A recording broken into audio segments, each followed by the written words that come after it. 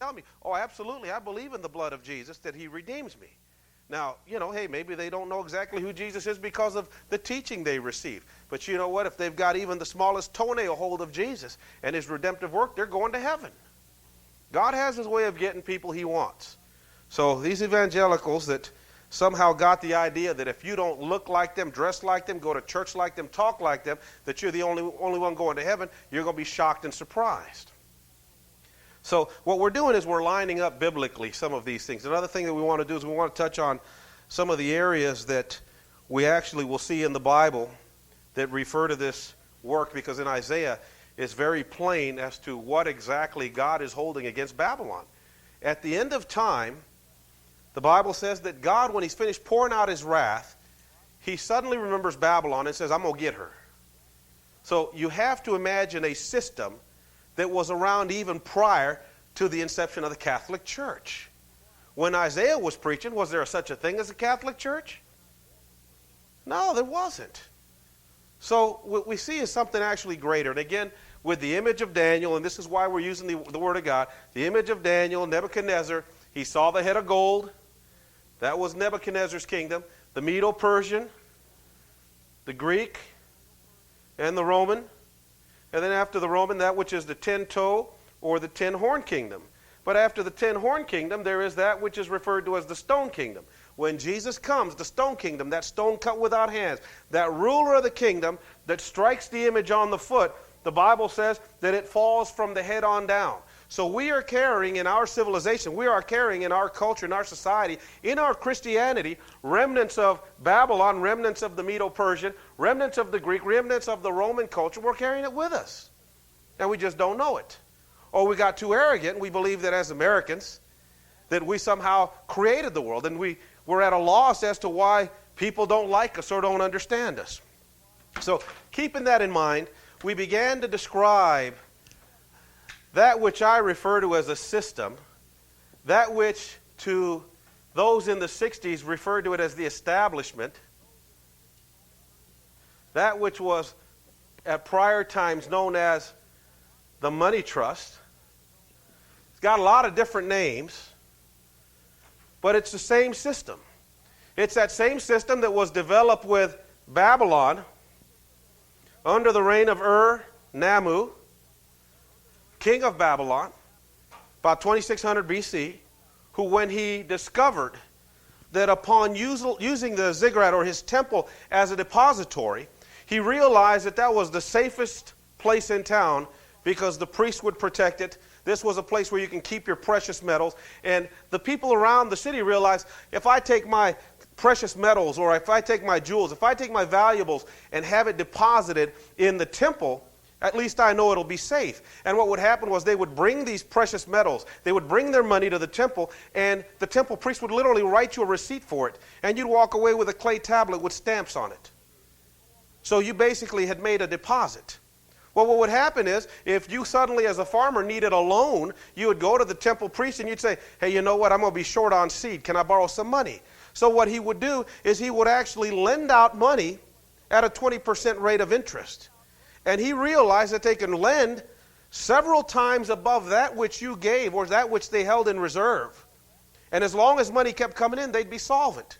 As long as everybody didn't come make a run on their gold or their precious metal, they would be more than solvent. And they recognized that they were making profit on top of profit off of your money. Now, wouldn't that be a sweet deal? That you bring your money to make a deposit with me, and since I know you don't need it all right now, I actually begin to invest it and turn it over and make money off of your money. And guess what? I don't share the profits with you. All right? Now checking accounts and savings accounts, they'll give you like 1%, 2%. But how much do you think they're making on it? Is it their money? Is it their money? No, it's your money. But who gets all the profit? Huh? When they buy and sell and trade mortgages, who makes all the money? You make any money? All right, so Ur-Nammu figured this out. 1500 BC, here comes, or 500 BC, here comes Nebuchadnezzar. And Nebuchadnezzar, we'll just call him Nebo for short, Nebuchadnezzar, he establishes what we know as the gold standard for the world. And he tells everybody, when you hear the trumpets and the instruments playing, I want you to bow down and worship this standard. Because that's in essence what he established, the first gold standard for the world. Now, see, tell me that this system, that by the way is Babylonian, tell me that this system from which Babylon is famous and it's known as the seat of false religion. Tell me that this system that we know today as this system of, we call it capitalism, this system that literally is designed not to help people, but basically to enslave people.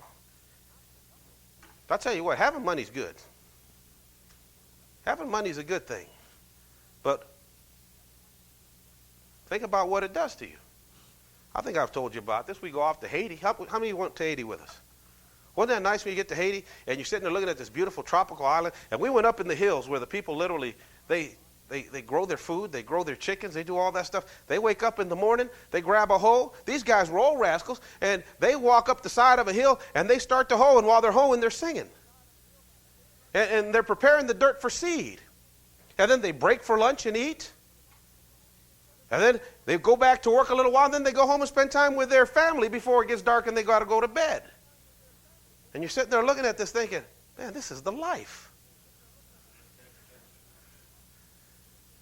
Now they look at us and we're out there visiting. They come over and say, you got 2 cars? You got a big house? What they should be asking is, you got big debt? Huh? Isn't that why the first thing you do when you wake up in the morning is look at the clock? Huh? No sooner you open your eyes, the first thing you do, you don't say, thank you, Jesus. First thing you do when you open your eyes is you roll over and you look at the clock. Why are you looking at the clock if you're free? First thing, you wake up, you don't say, thank you, Lord. You don't say your prayer. First thing you do, roll over, look at the clock. You think they look at the clock in Haiti? Huh? You think the bank is hounding them for their house note on that hut? Huh? I'm sitting there looking at their life, coveting it. Thinking, y'all don't understand the freedom you have. That's like those people over at that Bell shelter. This is why I tell people, just like Jesus, the poor you'll always have with you. I tell people, don't be under any illusions. Don't think you're going to go down to that Bell shelter or to Skid Row or one of those missions. Don't think you're going to go out there and that you're going to minister some kind of freedom to these people and you're going to pull them out of that drudgery. You're going to pull them out of that low state of affairs they live in. You're not going to pull them out. They don't want to come out. In fact, most of those people can articulate to you how you're the one that's messed up and not them. Here they are walking around, got 3 coats on, pulling a buggy, and you think you're going to bring them to Jesus and make them working men again. And you know, some of these people might be a little off kilter, a couple beers short of a 6-pack, but they will sit there and right in your face articulate to you why you're a nut. They'll tell you why they're not going back into the system. No matter how clean they get, they ain't going back. And I often tell people it's because they've experienced the freedom you'll never experience. They wake up, they don't look at the clock. They wake up, just make sure the bag is still there. Or the side hadn't come off the cardboard when it rained. They're free. So we look at these people. Now tell me that the financial world doesn't look at these people and just hate them. Huh? Because they ain't paying attention when they say, even if you don't got credit, we'll give you credit. You think they want credit? You know, in light of the war on terrorism, as it is called, we're out there blowing the daylights out of Afghanistan. Out there blowing up Tora Bora. Tora Bora. Doesn't that sound like some island somewhere? We're blowing up Tora Bora. If you ever get a globe, get a map of the world, you remember how shocked you were when all of a sudden the Northern Alliance took Kabul and you're going, Kabul, that's the capital of Afghanistan. Did anybody get surprised when you saw the capital city and they didn't even have a decent hotel? Dirt roads, rocks. Huh? Anybody get shocked? You look at all those countries out there and they don't got nothing. And even when you see those South American countries, even when you go to Africa, they got nice stuff. Got big hotels, got a downtown, paved highway, streets. They got schools. What's up with Afghanistan, man? If you don't live in the chic palace of Saudi Arabia, where you live? In the dirt. Huh? You ever see them Palestinians, how they live? Houses made. You ever see the way those Israeli missiles hit these houses and blow a hole in the concrete? You're sitting there looking at this house saying, that's made out of cement. You're looking at these folk, why do they live like that? How come they don't got no money? How about the Iranians, the Iraqis? Huh? How about them folk, them Libyans? Why do they live like that? How much money do you think they owe the bank? Huh? Okay, so if they don't owe the bank nothing, that's why they're broke, right? So when you look at the world and you see all the modernized nations, it's very easy to put your finger on that place of the world and say, well, these people got money because they're hooked up by the banks. Now, I want you to objectively understand or objectively look at things when you see the news, and also see another side as to why it's easy for those parts of the world to get blown up. Now, what do you think is going to happen after we blow up Afghanistan? Because I'll tell you one thing, we did a good job blowing it up, huh? And I think even our military was plain when they said, you know, we can't stop that Northern Alliance, man. They're looting and plundering and blowing everything up. What do you think they're doing to Afghanistan?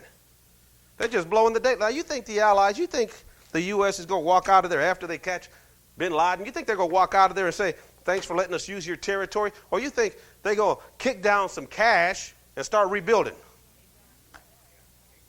They're going to kick down some cash. They're going to rebuild all that stuff. And once they rebuild it, what's going to happen in Afghanistan? I'll tell you what's going to happen. Folk are going to wake up and look at the clock. Huh?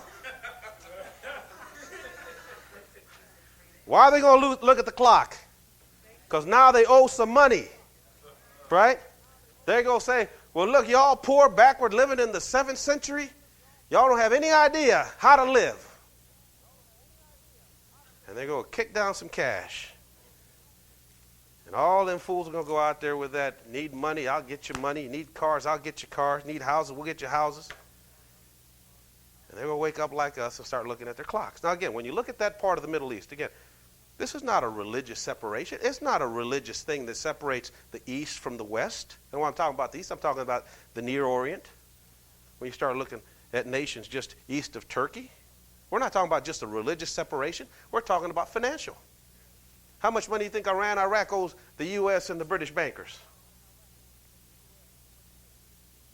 How indebted are they? You think those people borrow money from us? Not the way we do. All right. Last week we started talking about Jekyll Island. We need to know the players, though. Talking about some of these folk that run the whole planet. There was a man who actually said, are you trying to tell me that there's a small group of men that orchestrate and run the whole world? And the fellow looked at him and said, no, there's only about 7 of them. Not a group, there's only about 7 of them. Rule by secrecy, Jim Mars. If you get anyone, get this one. It's about $11, I think. Let me see, $15. I'm sure that's the price on it, but you probably pick it up for $11. I think I paid $11.50 for it.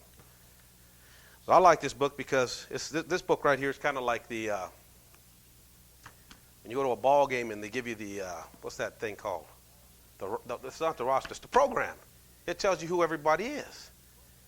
And that's what I like about it. It tells you who everybody is. It gives you a good introduction as to what it is we're talking about. It tells you about these bankers, and we read in Tragedy and Hope as well as None Dare Call It Conspiracy that you can't blame it on all bankers.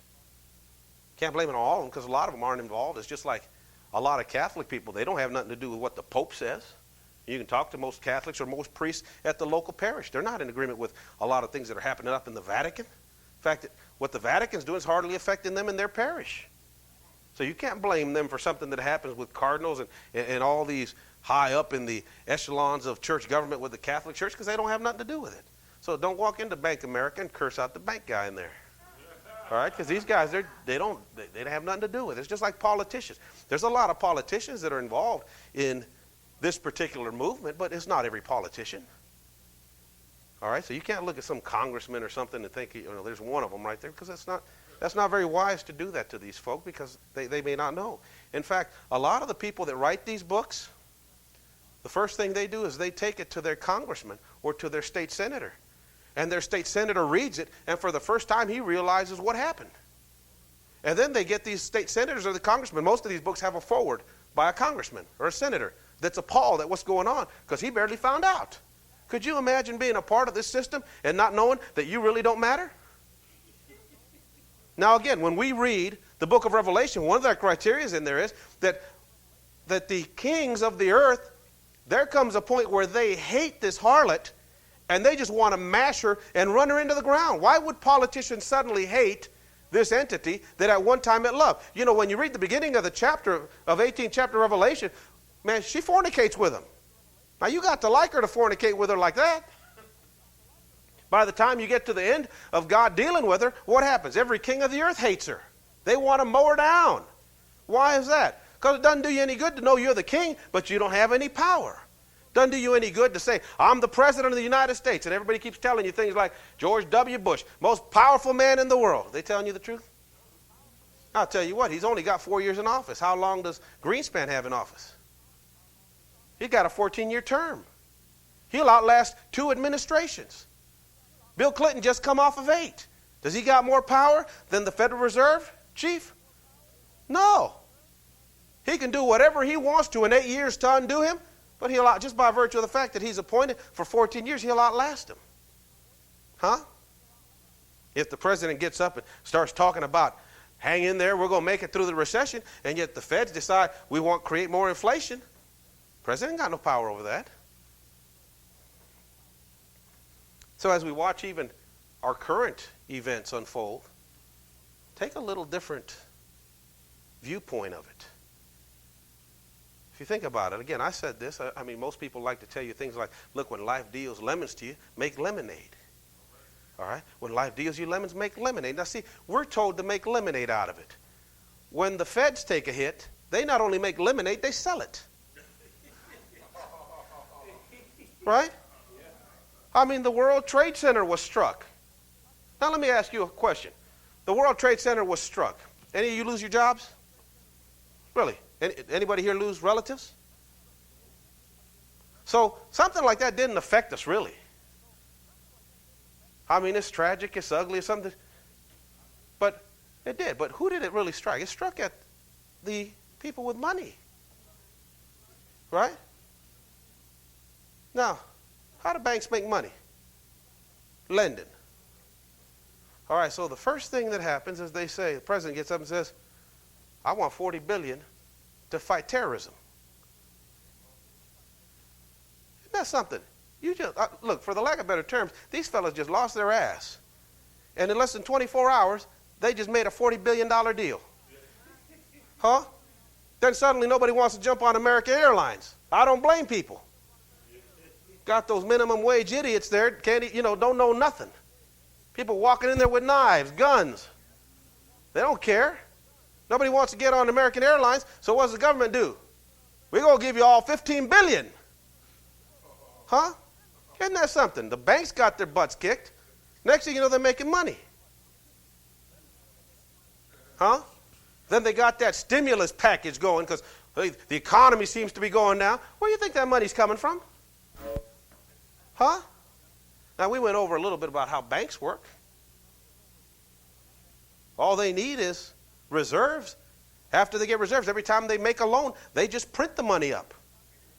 Print it up. They just print. You need $40 billion? They print $40 billion.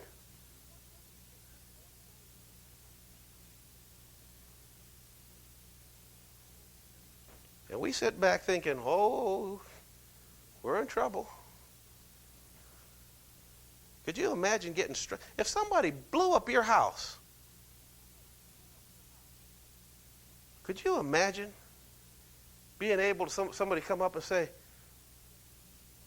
what you going to do now? I'm going to lend people money and make 10 times the amount it takes to build my house. Well, they get to do this. Now, how much you think it's cost? How many of you seen the films of those bombs they're dropping all over? 125 sorties in one day. You ever hear how much those cost? Who do you think's paying for that? America pays for it. But guess what? Where's America getting the money? They got to borrow it.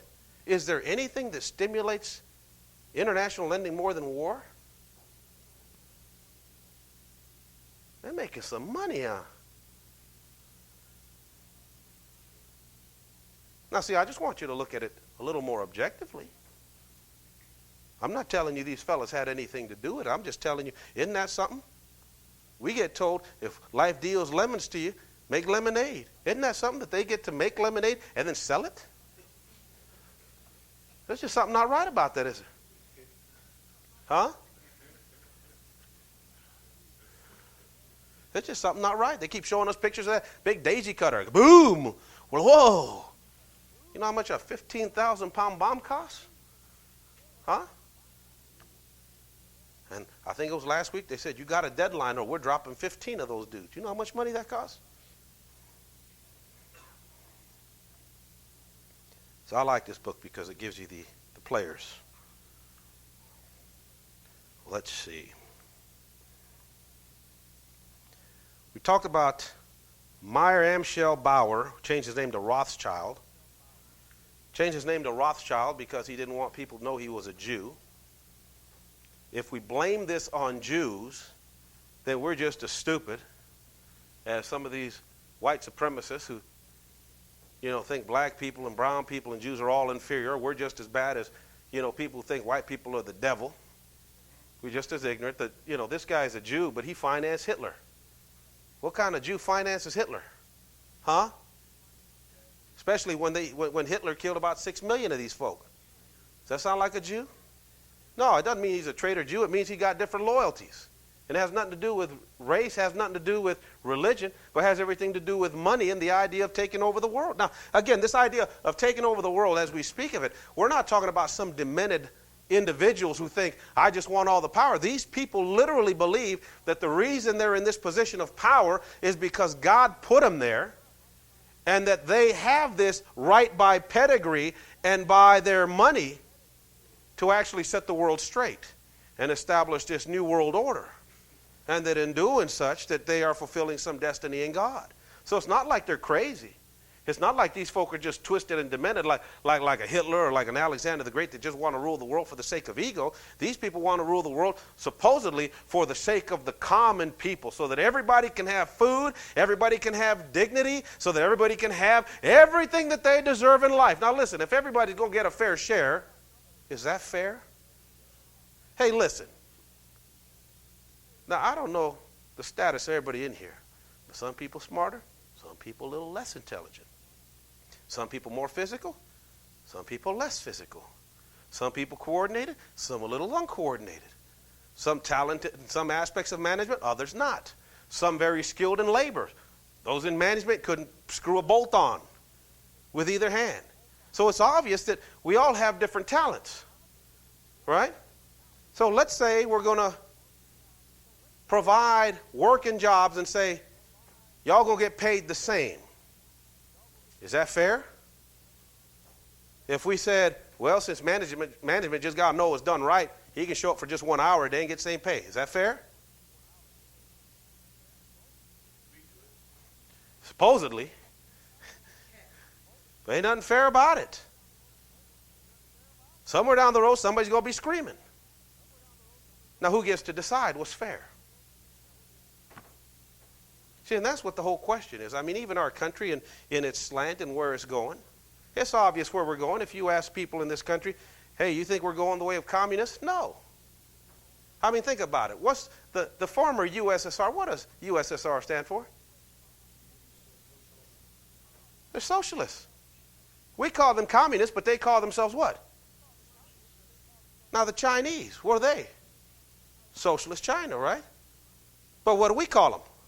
Communist China. Isn't that funny? They call themselves socialists. We call them communists. Now, are we going to become communists? If you ask any American, they'll say, heck no. You ask most people today, Should pregnant girls get medical, daycare, allotments for school, and money? And what do most people say? Why? They made a stupid choice. You made right choices. And they going to get rewarded? Huh?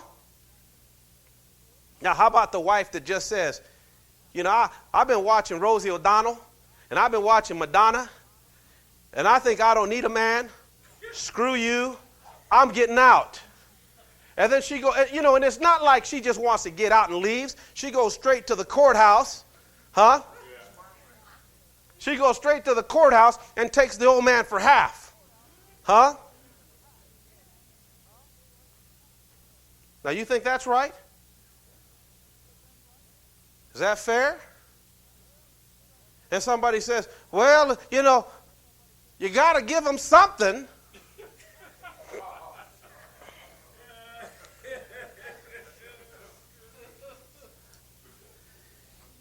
You know, you got a good job or you started your own business, and because of that, you can pay for insurance. Then somebody comes along and says, well, there's a lot of people, you know, selling oranges on the freeway off-ramp. They can't afford insurance, and it's not fair that they shouldn't have the same coverage as you.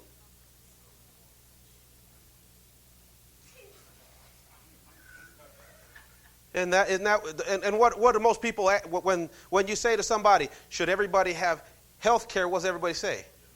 Why? Why? Where did that notion ever come from? Huh? So let me ask you a question. The question is always asked, are we headed the way of communism? Obviously not. Now let me ask you a question. If a country's called the Union of Soviet Socialist Republic, you think all them people are stupid? You think they woke up one day and said, oh, hey, we're communists? Now, in a system or in a country or in a place where socialism takes root, takes hold, who's the one who actually says what fair is and what even is and who gets what? So there's always going to be an elite group that calls the shots, that literally possess. Now, in order to give everybody a fair share, somebody got to have it, right? So somebody's got to take it from you and then divvy it up. Just like our taxes get taken out of our paychecks, but somebody got to divvy it up to some drug addict, living under a bridge who got a P.O. box. I don't even got a P.O. box. But he's got a P.O. box so he can go get his check. Huh? The fella says, I'm homeless. Where's your check go to? My mother's house. Now, that gets taken. Now, if you had your way and you found out your money coming out of your paycheck was going there, would you say stop it? Huh? Now, again, we all know about these. They're these endowments for the arts. Why does the government always endow the artist who's an idiot? Huh? It's never the good artist. It's the guy who literally takes a leek into a pot and puts a crucifix in it and says, this is art.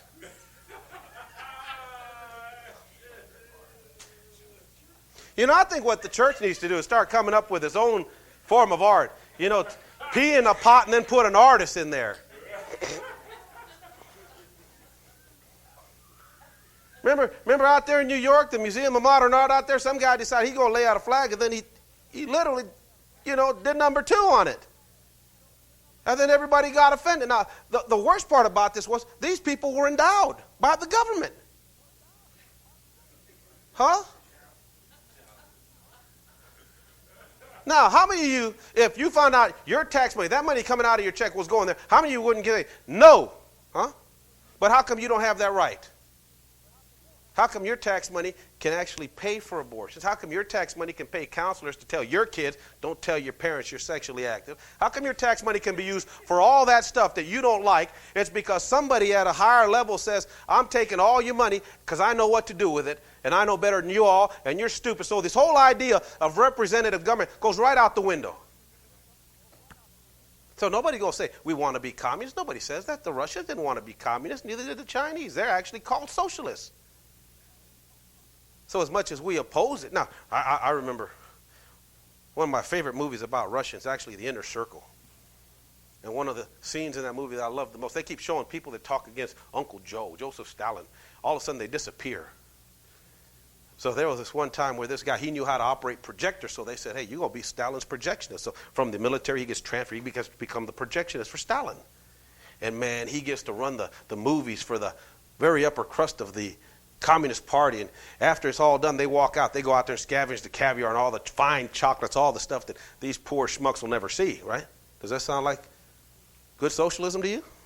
Everybody get it even? So he gets home one night and his wife says, Joseph Stalin's a monster. And what he does is he grabs her violently, shoves her in the closet and locks the door. Then he runs to the window, checks to see if anybody was listening. Then he runs to the door, checks to see if anybody was listening. Then he jumps in the closet with her, slaps the daylights out of her, and tells her, if you ever talk like this again, you know. Because what do they do to you if you talk against the government? What do they do to you if you talked and said the wrong things? Huh? Now, we all agree, we all say, hey, that's Russia. That's the way they are in Russia. You can't say nothing. Oh, they throw you in jail if you preach the Bible. Let me ask you a question. Can you tell blonde jokes in the workplace? Or do you got to go into the closet, make sure nobody's hearing? Huh? Can you say what you want to say? If somebody hears you, what happens? Huh? Hey, even if you didn't say it and somebody says you said it, what happens to you? Huh? Now, wait a minute. I thought all that was about Russia. What's happening with us? And you know what's worse? We accept it. Huh? We're accepting this stuff. Now, why are we accepting it? See, somebody's doing a good job disseminating these ideals, right? Now, let me ask you a question. And we talked a little bit about this last week. And, you know, and God help us, because we're going to get to that aspect, or we're going to get to that part, because we have been dealing with the way God deals with peoples. Not just a people, but peoples. God knows we're like a salt shaker of different folk, different people. Different talents, different skills. We're just different, right?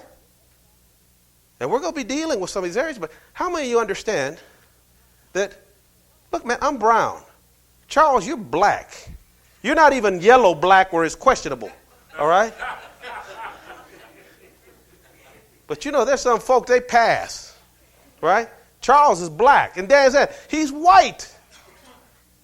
Now you stand all of us up here together, and somebody says, are these all three men? You all say, yes. Human beings, yes. Americans, yes. But are they all the same and equal? Are we? No. No. Now, who's been lying to us? Now, in order to, listen, now again, here's where we're going to get on some touchy stuff. Why does somebody want us to think we're all equal and the same? Let's tell the, listen, again, you put me, Charles, and Dan Zan right here in front of you. And some of you know, because we see it, if we say we're going to play basketball, who's going to win? Hey, and last week I said this, are there any illusions that in the next 5 years, white people are just out in the backyards practicing so hard that they're going to take over the NBA? Now, why do we know that? Listen, let's be honest. Let's tell the truth. Let's talk about even our life experience. Somebody's going to say, there ain't no science behind your statement, Daniel. Wait a minute. How long did it take for black people to replace white people in major league sports? Huh? Do we agree, especially American blacks, that American blacks are by far the best athletes on the planet? All you got to do is watch the Olympic Games. All you got to do is watch, the NBA. In fact, the greatest athletes we ever see, they're not even in the Olympic sports because they're already in your mainstream sports making $120, $150 million, $200 million, a contract. Now, are there any illusions that in 5 years, because the white man just feels so displaced in the NBA, that he's out in the backyard getting trained by Larry Bird? Huh?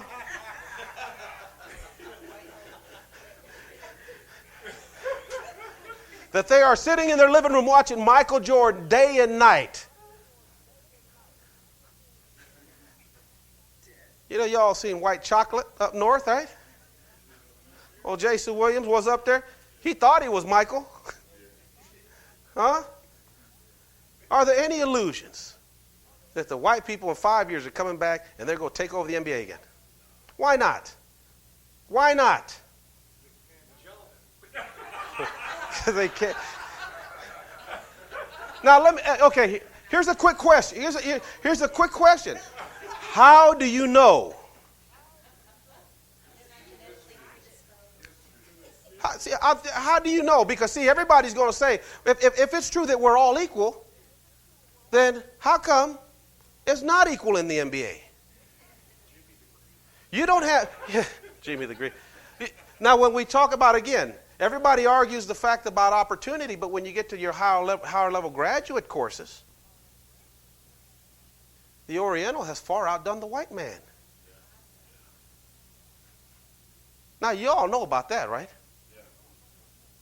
You always make sure you sit next to the Chinese dude. Right? There you go. Now, you really believe it's different, that there's differences? We all know that. These are not just stereotypical. They would say, now you're ignorant to talk like that. Huh? Now, when Y2K was going to hit, how many Russian programmers came to help? How many Mexican programmers came to help? How many black programmers came to help? Why all of a sudden were we full of a bunch of folk from India? Huh? What's up with these Indians? Huh? What do they got? Now, how come we can all acknowledge there's something different, but then there's something in our minds that keeps saying, oh, but we're the same? It's because somebody's pumping that into it. If we all convinced we're the same, then we all expect the same. Somebody's lying to us. Now, let me put it this way. God don't even view us all the same. God doesn't view us all the same.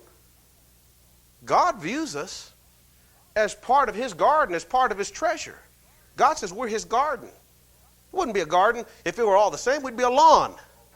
Huh?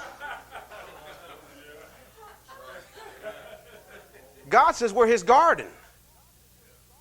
We're all different. And there are different things that he has for us. And there are different things that each of us have to contribute. And if we're robbed of that idea, if black people continually aim to achieve the standard that people say is set by the white man, the black man and the black culture loses its identity and its contribution to this world and even to God, because he's trying to do what the white man did. I remember Emmanuel coming. He wanted to be Billy Graham. You can't be Billy Graham and be black. Let's face it.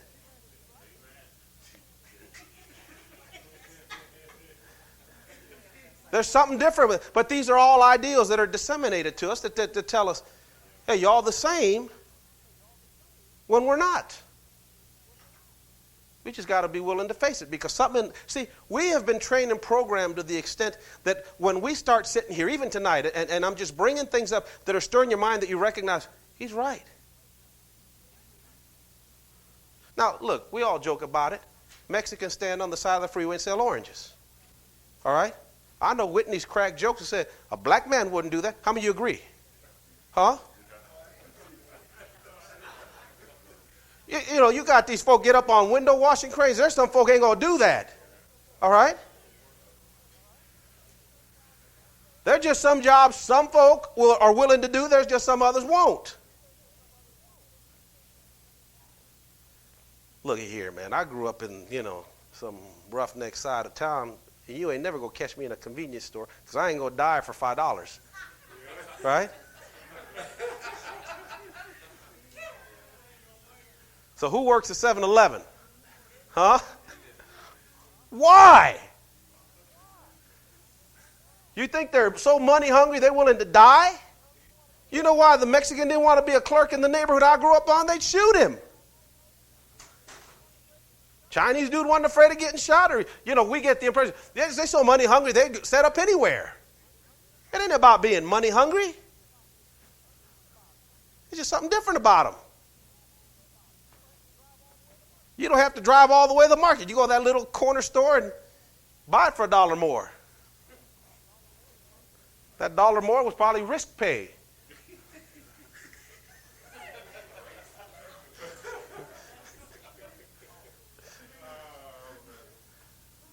But this establishment, this so-called system, is out to put us all on the same level because somebody wants to tell us we're all the same in order to get out of us what they want. That's why I'm saying God don't even view us all the same. That's why when you look at God, he starts dealing with, he said, first you Jews, then he says, the rest of you are Gentiles, dogs. He cared less about them. Jesus himself, the Prince of Peace, the man of love, he says, what have I got to do with the dogs? Here's a woman that's hurting. Instead of having compassion, he says, why are you asking me to give the children's bread to a dog? Does that sound like compassion to you? Huh? This stuff is crazy. Now, again, on the first level, we're going to think like this. This is just too much. But we're talking about a false system. We're talking about literally a religion. And I've told you all to pull out your money and read that thing across the top which says Federal Reserve note. Ain't nothing backing that up. It's a piece of paper. You have to have faith in it. You work for a paycheck, and you get a check, and some of you don't even get money. Some of you get a receipt that it went in your account. Tell me you don't have to have faith. Huh? They hand you a receipt. You go straight home and write a check. Huh? It's there. So I like this book because it tells you about who these folk are. Rothschilds. 5 sons. All of them. International bankers. We read Tragedy and Hope. Carol quickly tells us what an international banker is. It's a banker who lends to nations. It's a banker who lends to countries, knowing that they don't have literally the gold or the collateral. And what they actually have to offer literally is they give up say in their foreign policy. They have a tax base that can guarantee payment. So when you think about it, do any of you have any idea why we pay tax? It's to pay the loans. That's what it's for. We're talking about the Rothschild. They basically have one specific plan. They want to set the world straight. They want to divvy up all the goods, make sure everybody lives in peace. Now, isn't that funny? What's the Antichrist message when he steps on the world scene? Peace. You know what's funny about the agenda of all these groups? Their first and primary message is what? Peace. They say, look, if we're all the same, then we got no reason to fight. Now, do you know what the biggest thing that screws these people's plans up are? Number one, the Constitution. But number two, the fact that we're Christians. See, that's what holds these people from really carrying out their will, the fact that we're Christians. See, as long as we believe we have rights, you don't let anybody do nothing to you. Right? So as long as the Constitution's there, you can't touch us. As long as you're a Christian and you believe in the authority of God, then you're not going to respect any other authority. That's why I tell you it's important for us to look at Islam this way. It doesn't matter what you think of Islam as a religion, what you think of Allah. That's irrelevant. A lot of Christians want to make a big stink out of, Allah ain't the same God.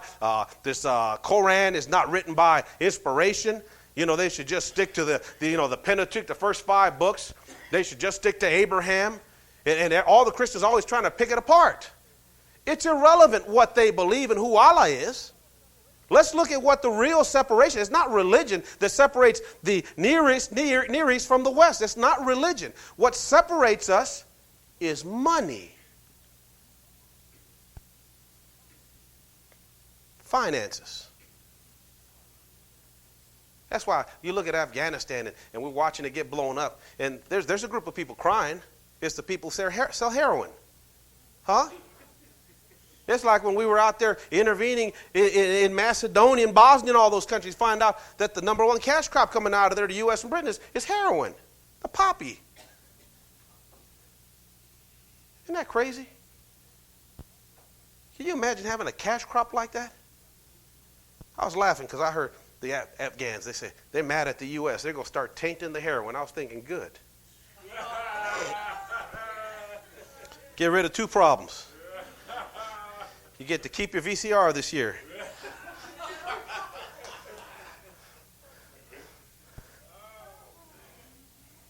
All right. We're going to read about an organization that actually begun, that is probably the grandfather of all of these. It's actually that which people understand as the Council on Foreign Relations, the CFR. Got that big Pratt building in New York. And before we get into the Jekyll Island, we've got to talk about this group here, because this is one of the groups that actually has become preeminent in establishing policy in the world. They've got only one view, and that is to create this one world government. It wasn't an accident when George Bush Sr., after he blew up Iraq, he began to immediately speak of the New World Order, shamelessly. Remember that? Yeah. And the church got all scared. New World Order. We know what that is. What's the New World Order? Now everybody hashes around like, what does it mean? Doesn't mean anything. What's the New World Order? Now, this is one thing I like about September 11th. September 11th made us hate people again. That's what I like about it. See, because somebody told us we're all the same, we're just different. Huh? You got to respect everybody's beliefs. Hell no. Them folk made it clear. They want us dead.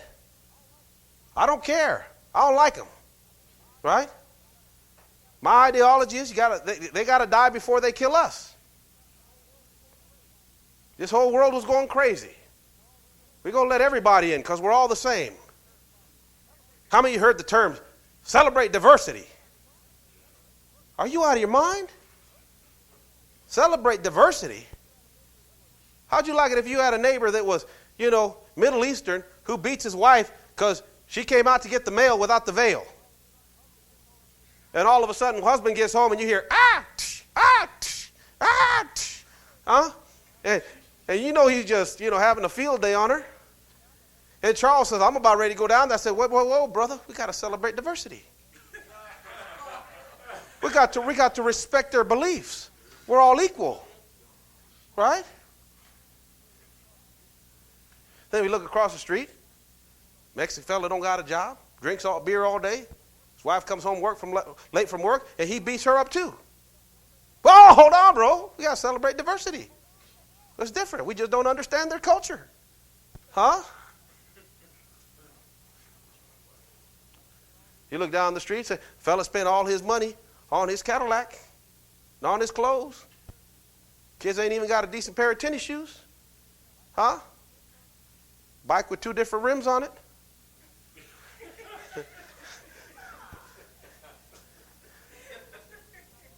And you just want to go over there and straighten out the old man? What's your problem? And somebody said, ho, got to celebrate diversity. Just because he don't think like you doesn't mean he's wrong. Baloney. What happened to responsibility? Huh? Bill Clinton decides he wants to have affairs. And everybody says, hey, as long as he fulfills his responsibility, it's okay with us. Let him mind his business till it's your sister. Right? Huh? Could you imagine your father coming home one day saying, haven't I been a good dad? Yes, sir. Have I been good to your mother? Yes, sir. Haven't I provided a roof for everybody? Yeah, food, yeah. Well, I thought it'd be a good time as any to let you know I'm tapping the lady down the street. But Dad, that ain't right. Yes, it is, because as long as I'm fulfilling my responsibility, it's none of your business what I do in my time. Now, does that fly? How come it worked for Bill Clinton and everybody stuck up for him? Huh? What's happening here? Why is it okay? Celebrate diversity, right? We got to. Now, you tell me. Let's be honest. We all heard the term celebrate diversity. Does anybody want to really celebrate diversity? Huh? Does anybody really want to celebrate diversity? Let's acknowledge, look, I'm brown, Charles black, Dan Zan's white, and we're all different. Man, when I go home and watch something on TV, I'm watching something different than Charles maybe. Watching something different than Dan Zan. When I turn on my radio, I might have different music on than Charles. Why? Because we're different. Right? You ever pull up at an intersection next to somebody, all of a sudden you hear that country music, and before you even look, you already know what the guy looks like? You know I'm telling you the truth, right?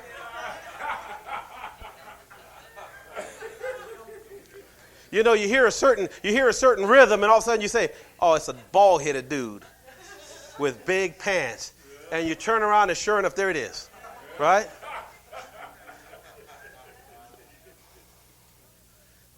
And they say, celebrate diversity. Oh, just celebrate it. It's okay. It's all right to be different.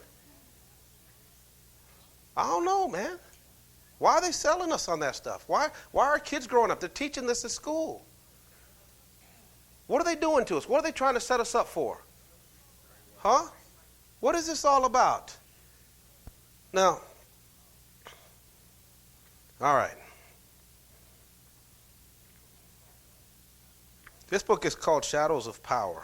James Perloff. It was actually written, I think, in 95. No, 88. 88. It's called Shadows of Power, the Council on Foreign Relations and the American Decline. It's actually the system that people are covering. Again, a lot of people, Carroll Quigley, this guy went to Georgetown, Catholic University, Jesuits. Now, everybody always accuses these Jesuits and the Catholic Church. Well, they want to control the world. That's why they hate the bankers. The bankers want to control the world. That's why they hate the Catholic Church. So they beat each other up as to who's right and who's wrong, and they accuse each other of trying to rule the world. As long as people buy into that, then you don't get to see the facts.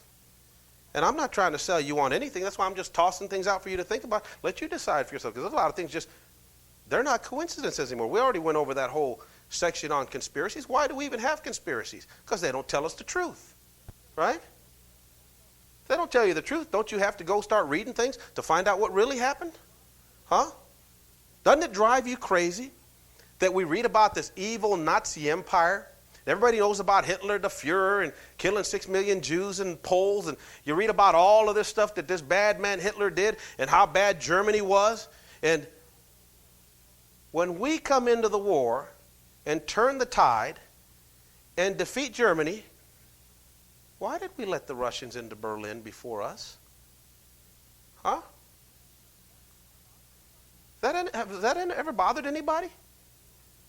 Everybody tells you how, V-Day happened and how we won. And if we were so bad, why did we let the Russians go take Berlin before us? And when the Russians went into Berlin, what'd they find? Rockets, jet planes. Who put the first man in space? Or first rocket? Huh? Sputnik?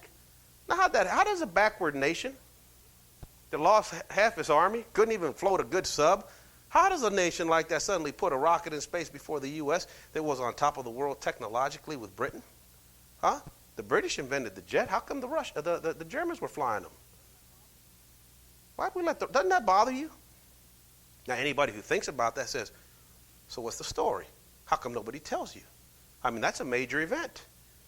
We whooped Germany, and then we let the Russians take Berlin. What's in Berlin?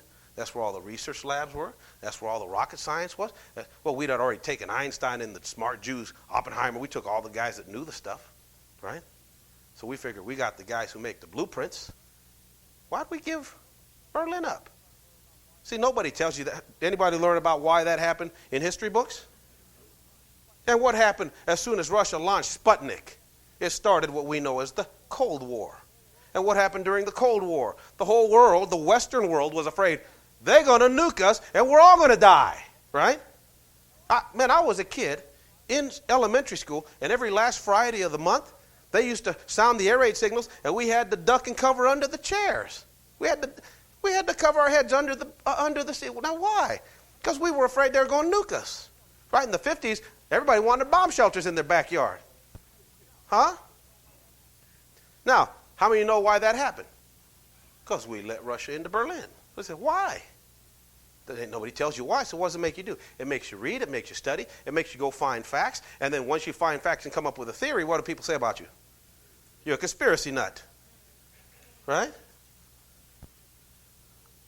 I mean, listen. There was a time when, I remember as a kid, people look at me and say, dude, you're old. It's like, yeah, but when I was out there running around, I got to sleep with everybody. There was no such thing as AIDS. Huh? And the whole world asked the question, where'd it come from and how come all of a sudden, boom, it just spread up on the world? And here it is. Now, Everybody knows smallpox has been around a long time. Everybody knows the common cold's been around a long time. Everybody knows cancer's been around because they find skeletons and they find, dents where tumors were. I mean, you can find out that, people have been having diseases for years, right? But all of a sudden, at a time and place in history, boom, AIDS come out, right? And then you got people going around saying, yeah, somebody got it from doing goats and the monkeys. You got other folks say the white man did it and when they gave it to black people to kill all the blacks, but they didn't realize it was going to backfire because white boys like black women. Huh? Now, y'all laughing. How many of y'all heard these things? Now, why do people even have to come up with that? Because they treat us like idiots and tell us that, one day somebody woke up and said, you got AIDS. As if it fell out of a comet or something. And now, does anybody believe that in our human history that out of nowhere a new virus pops up and just hits somebody? Specifically one that ravishes Africa and primarily the black community when it first pops up. Then the stupid Christians got their own theory. That's God judging homos. Now, even those morons, why do they have to come up with that? Why do they have to come up with a theory like that? Because they even don't have the facts. So you got to bring up, you got to investigate and see why you're not being told the truth. Right? That's why we talk about things like that. Shadows of power. We'll read a little bit on here. All right. An international banker is one who, among other things, lends money to the governments of nations. Lending to governments can be particularly profitable for several reasons. First, a government borrows far more than an individual or a business. Second, a government has unique tools with which it can guarantee repayment, namely taxes. Third, a government may requite its debt through the medium that is more desirable than cash by granting the banker privileges, for example, giving him say in policy. Now, how many of you ever read that in history? That the nations basically that have received money from bankers, that the bankers have a say in their policy? Let me ask you a question. What does a lawyer or a banker know about running countries? What does he know about making profit? Huh?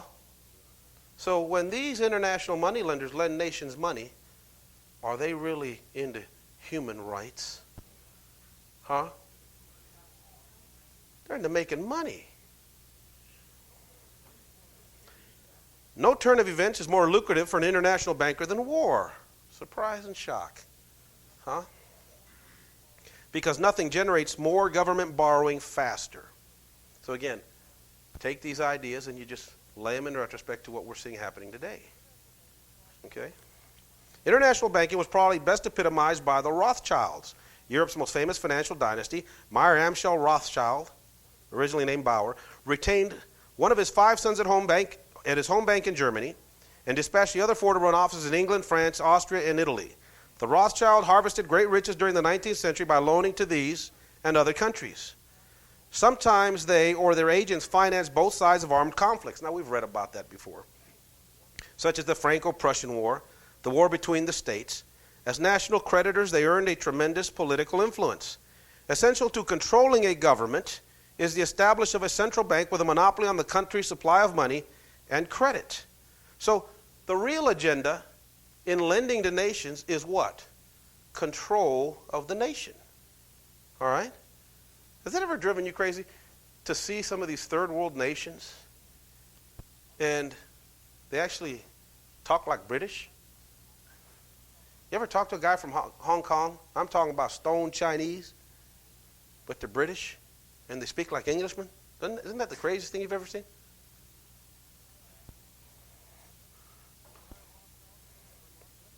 Meyer Rothschild is said to have remarked, "Let me issue and control a nation's money, and I don't care who writes its laws."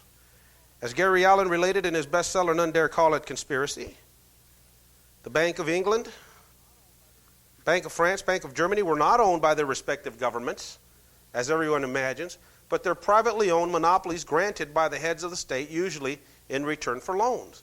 So when we talk about Rothschild's son being in charge of the German bank, the Italian banks, the French bank, who really runs the banks? Is it the nation? It's like our Federal Reserve. How many of you know the Federal Reserve is not America's Federal Reserve? It's owned by private bankers. The soldiers all guard Fort Knox, but who does the gold belong to? It doesn't belong to the country. It belongs to private bankers. Georgetown professor Carroll Quigley, who himself was close to the establishment, dealt extensively with central banks in his 1966 book, Tragedy and Hope. He wrote, "It must not be felt that these heads of the world's chief central banks were substantive powers in the world of finance. They were not. Rather, they were technicians and agents of the dominant investment bankers of their own countries, who had raised them up and were perfectly capable of throwing them down." So these people, all they care about was controlling the world.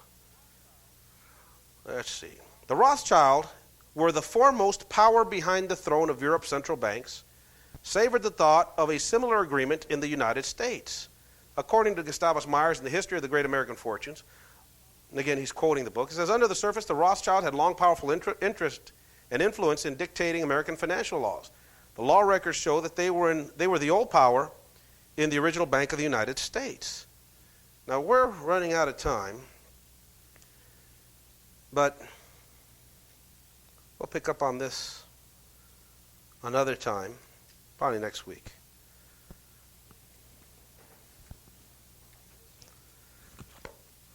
But they essentially were looking for this same power in America. But what's the problem with America? The problem with America is we think we have rights. And we think we're free. And when somebody comes along and says, I want to be the central bank and I want to lend your government money, people with sense say, no. Because when you start lending money, you got to get the money from us in a form of tax base. Now, how many knew that there was no such thing as income tax before Woodrow Wilson? Huh? And Woodrow Wilson comes to office, he not only establishes the Federal Reserve laws that gave the Federal Reserve Bank power over our nation, but second, he implemented a means by which the Federal Reserve can be guaranteed payment for their loans in the form of a graduated income tax. So he guaranteed the banks a way to repay. And then within a span of 3 years, World War I, we get involved. Now, you think that's all an accident? That the Federal Reserve law passes? Means that these men now have power to lend our government money with our tax base as a means to repay. And what's the fastest way to make money as a banker? Have a nation go to war. Now, you think it's an accident? And again, this is something that I'm not going to tell you is what happened, but isn't it funny how, we have a nation of isolationists. George Washington says it's not our business to get involved with anybody else's affairs. Now, let me ask you a question. When wars start anywhere in the world, don't they just end by themselves somehow, some way, sometime? Now, we got the ocean separating us. Who cares? Huh? Like, let them blow themselves up. Let us live our lives. Just leave them alone. Why suddenly did somebody determine we needed to be the saviors of the world? When our whole policy prior to that, in fact, anybody in history understands that we had an isolation policy. Leave everybody alone. We don't need to deal with anybody's wars. We don't need to meddle with anybody. Let them deal with their own problems. Why suddenly does an isolationist nation decide we're going to end up being the political police for anybody who doesn't line up with European thought or idea?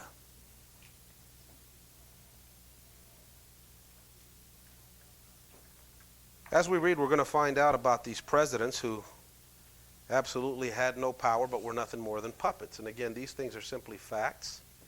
We're not going to tell you the answer, just telling you facts. A lot of these guys come to conclusions. We're not going to necessarily get to their conclusion. We're just going to tell you what facts they come up with. And as we come up with these facts, the more we look at them, the more we're going to recognize that this is a system that isn't just a financial system. This is, in essence, a religion.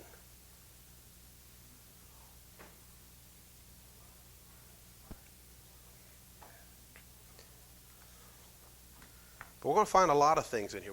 There's a lot of subtext. There's a lot of things that we have to work our way through, because much of what's going to take place is